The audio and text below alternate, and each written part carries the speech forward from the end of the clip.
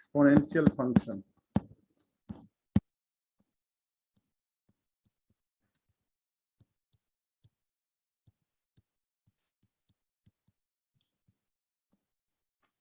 A to the power x form का कोई भी फंक्शन एक्सपोनेंशियल फंक्शन कहलाता है। ठीक है, तो a to the power x के फॉर्म का यहाँ पर ध्यान रखना है, a should be greater than 1।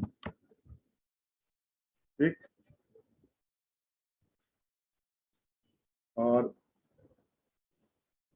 e to the power x is also exponential function. e जो है वो एक्सपोनेंट कहलाता है। e की value, e is a constant जिसकी वैल्यू 2.7218 समथिंग होता है। You need not to be learn the value, इसकी जरूरत कहीं भी नहीं है। ठीक है, बस वैसे ही रेफरेंस के लिए बताया आप लोगों को। e जो है एक कांस्टेंट है। So this functions are exponential function. Exponential function का अगर हम ग्राफ ड्रॉ करें एक्सपोनेंशियल फंक्शन का, तो वो ग्राफ जो है कुछ इस तरह से बनता है। रफली एक ग्राफ ड्रॉ करके देखते हैं। ठीक है, एक्सपोनेंशियल फंक्शन का ग्राफ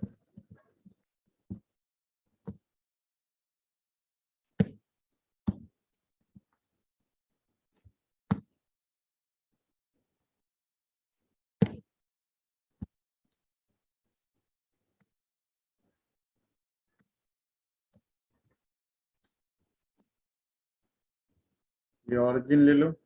ठीक है,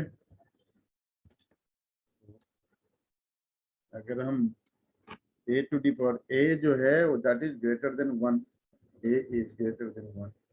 ठीक है, इस तरह से हमारा ग्राफ जो है वो इस तरह से बनता है एक्सपोनेंशियल फंक्शन का। जितने भी एक्सपोनेंशियल फंक्शन है इस तरह से ग्राफ बनेगा। ठीक है, y equals to a to the power x का ग्राफ इस फॉर्म का होता है। ऐसे भी बन सकता है, ऐसे भी बन सकता है ग्राफ, ऐसे भी ग्राफ इसका बन सकता है। ठीक है, तो और यहाँ से एक्सपोनेंशियल फंक्शन का जो समझ लो कन्वर्स जो होता है that is called logarithmic function.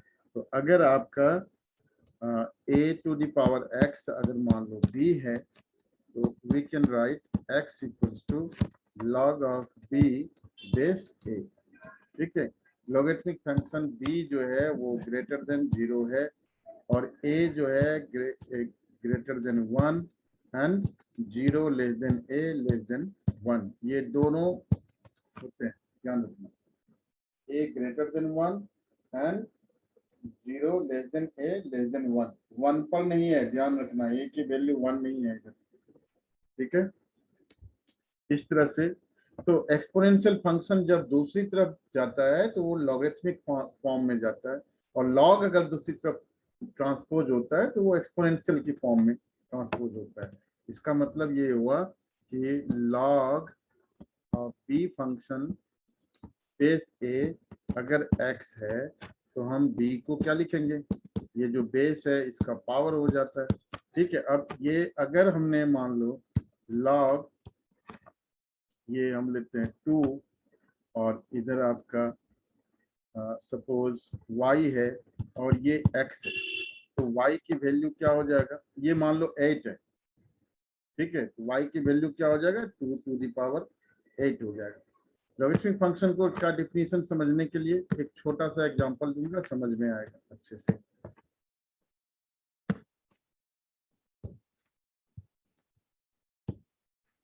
मान लो log 8 है इधर। ठीक है, और ये आपका बेस हमारा ले लो 2 ले लो बेस। ठीक है, इसकी वैल्यू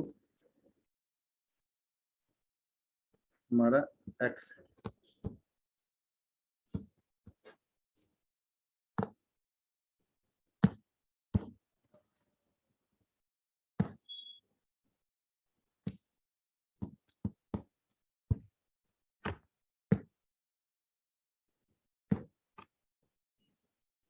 तो log 2 और इसको लिख लो 2 की कितनी पावर होगी, कि 8 होगा, 2 की पावर 3 होगा, this is equals to x। तो x की वैल्यू एक्चुअली क्या है 3 है। जिस पावर से 2 की जिस पावर से ये है कितना पावर है 3 है, तो x की वैल्यू 3 होगा अगर अगर बेस भी सेम है, जिसकी पावर हम ले रहे हैं बेस भी सेम है, तो वो पावर जो है दैट इज x की वैल्यू। अच्छा, अब इसको ऐसे भी आप समझ सकते हो, प्रॉपर्टी अगर आप देखेंगे तो प्रॉपर्टी से और अच्छे से समझ में आएगा।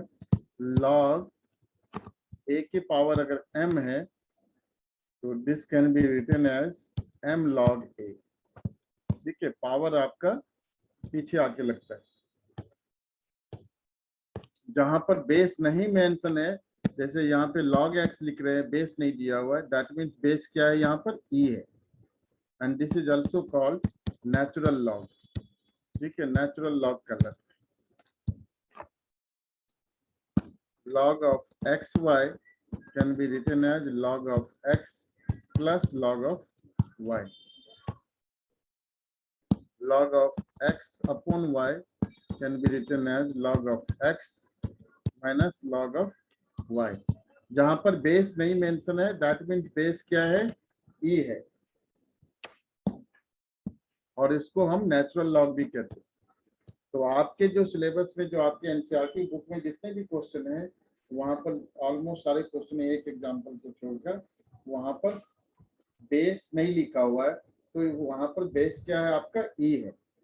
तो जहां भी बेस नहीं लिखा हुआ है दैट मीन्स वो नेचुरल लॉग है और उसका बेस ई है। ठीक है, लॉग एक्स की power m is m log x।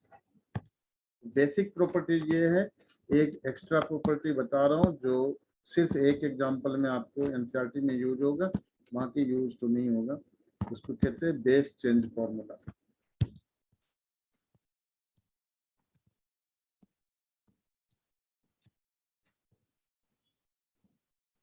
मान लो ये log a बेस b है, this can be written as log of b, और यहाँ पर आप अपनी तरफ से कोई भी बेस ले सकते हो, जैसे हमने c लिया तो this is divided by log of a base c। इस तरह से लिख सकते हो, या इसी चीज को ऐसे भी लिख सकते हो। log of b base a है तो आप अपनी तरफ से मान लो e बेस लिया आपने, e लिया तो log b upon log a simply लिख सकते हो।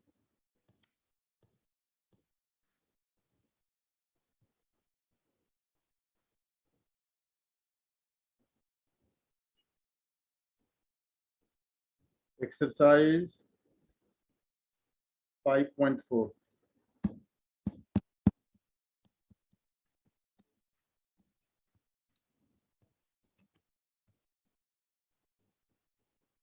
Differentiate the following with respect to x. Question number 1, we have y equals to e to the power x divided by sin x। ठीक है, तो क्वोशिएंट रूल अप्लीकेबल होगा obviously. dy by dx log लेने की जरूरत यहाँ पर नहीं है, बल्कि इसके जितने भी 5.4 के हैं वहाँ पर लॉग लेने की कहीं भी जरूरत नहीं है। लॉग कहाँ लेंगे ये आगे डिस्कस करेंगे, बताऊंगा कि लॉग कहाँ हमें लेना चाहिए। ठीक है, so differentiating with respect to x, so this will be dy upon dx equals to u by v rule से v square means sin x whole square, and v u dash that means sin x and e to the power x का derivative minus e to the power x sin x का derivative. तो लिख लो, so this will be sin x into e to the power x minus e to the power x into cos x। sin x का derivative cos x upon sin square x। e to the power cos x common ले लो, e to the power x common ले लो, sin x minus cos x upon sin square x। आगे simplify करने की कुछ खास जरूरत है नहीं, चाहो तो कर सकते हो। This will be the answer.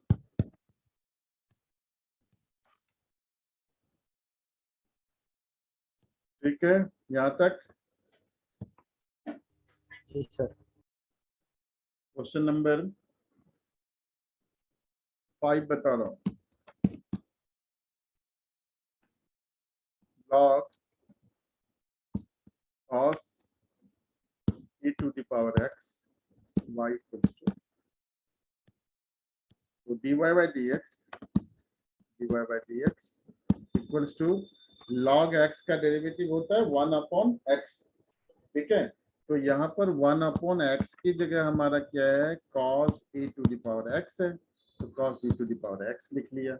इसके बाद cos का डेरिवेटिव माइनस साइन, तो minus sine e to the power x, और e to the power x का derivative e to the power x। तो यही आंसर हो गया। आप चाहो 2-3 स्टेप यहाँ पे लगा सकते हो। ठीक है, लिख सकते हो dy, पहले लोगे d of log cos ex by dx, फिर into d of cos e to the power x upon dx and derivative of e to the power x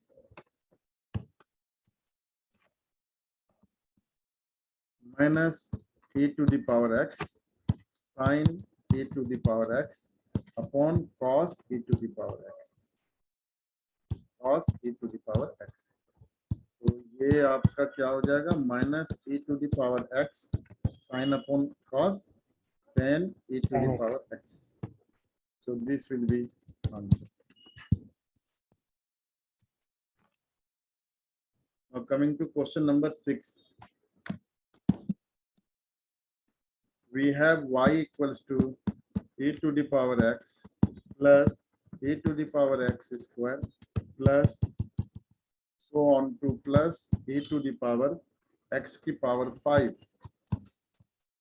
ठीक है, so differentiating with respect to x, differentiating with respect to x, we have dy upon dx equals to e to the power x का derivative e to the power x itself plus e to the power x square का derivative e to the power x square, but x square के derivative से multiply करना पड़ेगा, तो 2x plus e to the power x cube into 3x square plus e to the power x4 into 4x cube plus e to the power x5 into 5x की power 4।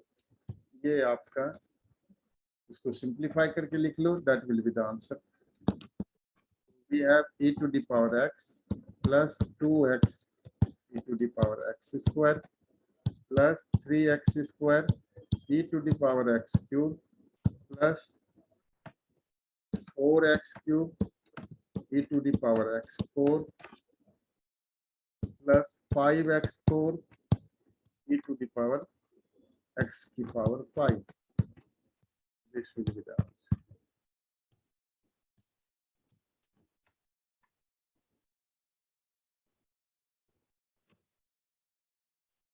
Question number 7. Y equals to root over e to the power root x, x greater than 0. So we have dy by dx equals to derivative of root over e to the power root x upon dx. So this will be 1 upon root का क्या होता है, 1 upon 2 root e to the power root x into derivative of e to the power root x by dx. So this will be 1 upon 2 root over e to the power root x into e to the power root x का e to the power root x into derivative of root x. So this will be 1 upon 2 root over e to the power root x into e to the power root x, और root x का derivative 1 upon 2 root x। So this will, यहाँ से आप थोड़ा calculation कर सकते हो, ये root e to the power root x हो जाएगा, जिसकी जगह आप लिख सकते हो y, या ऐसे ही रहने दे सकते हो, root e to the power root x upon 4 root x। ये आंसर आप लिख सकते हो, इसकी जगह y भी लिख सकते हो आप, क्योंकि ये क्वेश्चन का पार्ट था, y इक्वल्स टू यही था, इसकी जगह y भी लिख सकते हो।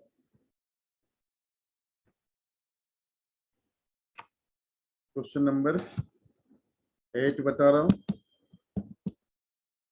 y equals to log of log x, x greater than 1. So we have dy upon dx equals to 1 upon log x. log x, x की जगह log x है पूरा, तो 1 upon x की जगह 1 upon log x and derivative of log x, derivative of log x से multiply करना पड़ेगा. So this will be actually 1 upon log x into 1 upon x. So this will be 1 upon x log x. So derivative dy upon dx equals to 1 upon x log x. ये आपका ठीक है.